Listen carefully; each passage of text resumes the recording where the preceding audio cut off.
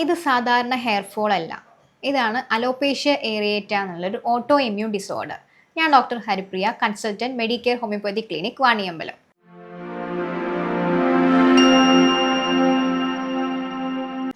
ഈ അലോപേഷ്യ എന്നത് ഒരു ഓട്ടോ ഇമ്മ്യൂൺ ഡിസോർഡർ ആണ്. നമ്മുടെ ശരീരത്തിൽ തന്നെ നമ്മളെ ഇമ്മ്യൂൺ സിസ്റ്റം അല്ലെങ്കിൽ നമ്മളെ പ്രതിരോധ ശേഷി തെറ്റായ രീതിയിൽ നമ്മളെ മുടി വേരുകളെ ആക്രമിക്കുന്ന ഒരു അവസ്ഥയാണ്. കൂടുതലായിട്ട് ഈ മുടി കൊഴിയുന്നതും ഇങ്ങനെ വട്ടത്തിൽ പോകുന്നതാണ് ഈ അലോപേഷ്യ ഏരിയേറ്റൻ്റെ കൂടുതൽ ലക്ഷണങ്ങൾ കാണിക്കുന്നത്. ഇതിൻ്റെ പ്രധാന കാരണങ്ങൾ എന്തൊക്കെയാണെന്ന് നോക്കാം. ഒന്നാമതായിട്ട് ട്രോമ നമ്മൾ ഫിസിക്കൽ ട്രോമയും മെൻ്റൽ ട്രോമയുള്ള കണ്ടീഷൻസിലും ഇത് കാണും. ഫിസിക്കൽ ട്രോമ എന്ന് പറഞ്ഞാൽ എന്തെങ്കിലും ഒരു ഇഞ്ചുറിക്ക് ശേഷം ഇല്ലെങ്കിൽ സർജറിക്ക് ശേഷം ഇല്ലെങ്കിൽ എന്തെങ്കിലും ആക്സിഡൻസിന് ശേഷമൊക്കെ ചിലപ്പോൾ ഉടനെ കാണാം. ഇല്ലെങ്കിൽ 1-2 വർഷത്തിന് ശേഷം ആയിരിക്കും ഈ വട്ടത്തിൽ പോകുന്നതായിട്ട് നമ്മൾ ശ്രദ്ധപ്പെടുന്നത്. പിന്നെ ഒന്നാണ് മെൻ്റൽ ട്രോമ. എന്തെങ്കിലും ഒരു ഫെയിലിയറിന് ശേഷം എന്തെങ്കിലും ഡീപ്പായിട്ട് ഗ്രീഫോ ഡിപ്രഷനോ ഉണ്ടെങ്കിൽ നമുക്ക് ഇതുപോലെ ഈ ഒരു മുടി വട്ടത്തിൽ പോകുന്ന കണ്ടീഷൻസിലും നമുക്ക് കാണുന്നുണ്ട്. അതുപോലെയാണ് നമ്മൾ ഹോർമോണൽ ഇഷ്യൂസിൽ മെയിനായിട്ട് തൈറോയിഡ് പ്രോബ്ലംസ് ഉള്ളവരിലും ഇത് കാണാം.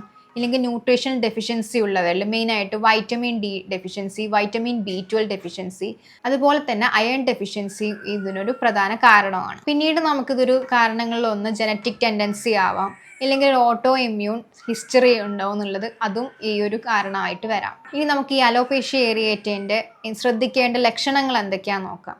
ഇത് കൂടുതലായിട്ട് നമ്മൾ മുടിയിൽ വട്ടത്തിൽ മുടി പോകുന്നതായിട്ട് കാണപ്പെടാം.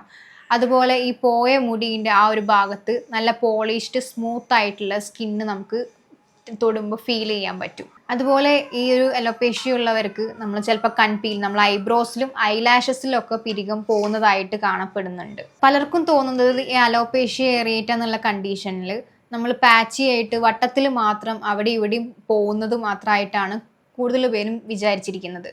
പക്ഷെ അങ്ങനെയല്ല. ഇതിൽ പല ടൈപ്സ് ഉണ്ട്. ഈ ഒരു അലോപേഷ്യ ഏറിയേറ്റയ്ക്ക് പല ടൈപ്സ് ഉണ്ട് കണ്ടീഷൻസിൽ. ഒന്നാമതായിട്ട് പാച്ചി അലോപേഷ്യ ഏറിയേറ്റ.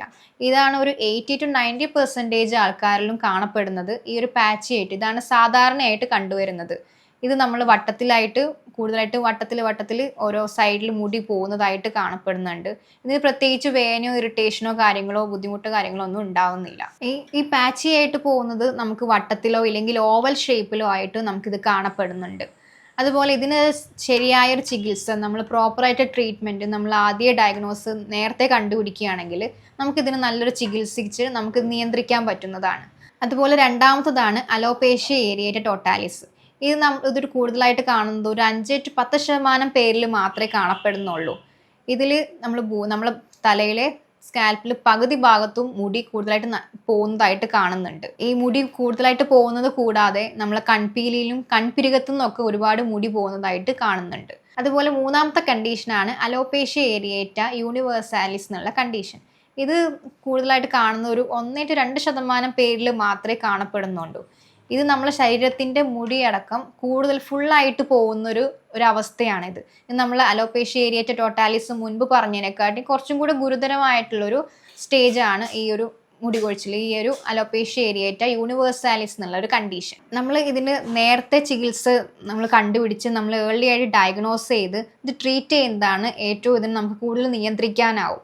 ഈ പാച്ചി ആയിട്ടുള്ളതാണ് നമുക്ക് കൂടുതലായിട്ട് നമ്മൾ മുടി വളരാൻ നമ്മൾ ട്രീറ്റ്മെൻറ്റ് വഴി കൂടുതൽ സഹായിക്കും.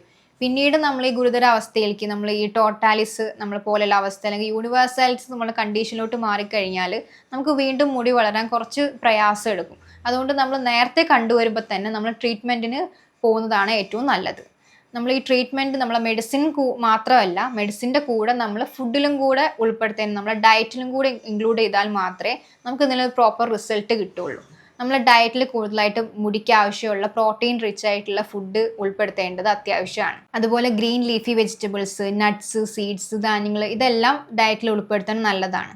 അതുപോലെ നന്നായിട്ട് വെള്ളം കുടിക്കുക. അതുപോലെ നമ്മൾ എക്സസ് ആയിട്ടുള്ള ഷുഗർ കഴിക്കുന്നുണ്ടെങ്കിൽ അല്ലെങ്കിൽ ജങ്ക് ഫുഡിൻ്റെ ഉപയോഗങ്ങൾ ഉണ്ടെങ്കിൽ അതൊക്കെ നമ്മൾ ലിമിറ്റ് ചെയ്യുക. അതുപോലെ സ്ട്രെസ്ഫുൾ മാനേജ്മെൻറ്റ് ചെയ്യുക. അതുപോലെ പ്രോപ്പർ ആയിട്ടുള്ളൊരു ഉറക്കം ഇതിന് അത്യാവശ്യമാണ്. അതുപോലെ നമ്മൾ വൈറ്റമിൻ ഡി ഡെഫിഷ്യൻസി അല്ലെങ്കിൽ വൈറ്റമിൻ B12 ഡെഫിഷ്യൻസി പറഞ്ഞതിൻ്റെ കൂടെ തന്നെ അയൺ ഡെഫിഷ്യൻസി കൂടെ പറഞ്ഞിരുന്നു.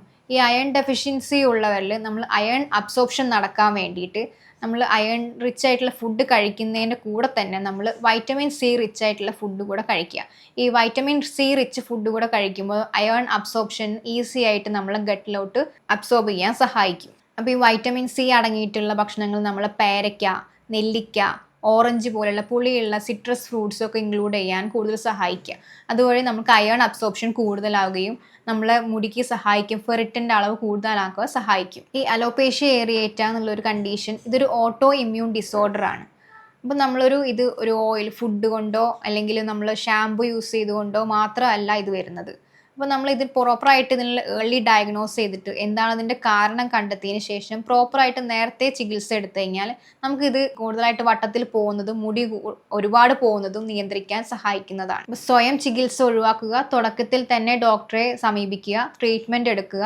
ഈ ശരിയായ ഡയഗ്നോസിസും ശരിയായ ട്രീറ്റ്മെൻറ്റും ഉണ്ടെങ്കിൽ നമുക്ക് ഈ അലോപേഷ്യ ഏരിയേറ്റ എന്നുള്ള കണ്ടീഷനെ നിയന്ത്രിക്കാൻ പറ്റുന്നതാണ്. ഈ അലോപേഷ്യ ഏരിയേറ്റ എന്നുള്ള കണ്ടീഷൻ ഒരിക്കലും ഇൻഫെക്ഷ്യസ് അല്ല.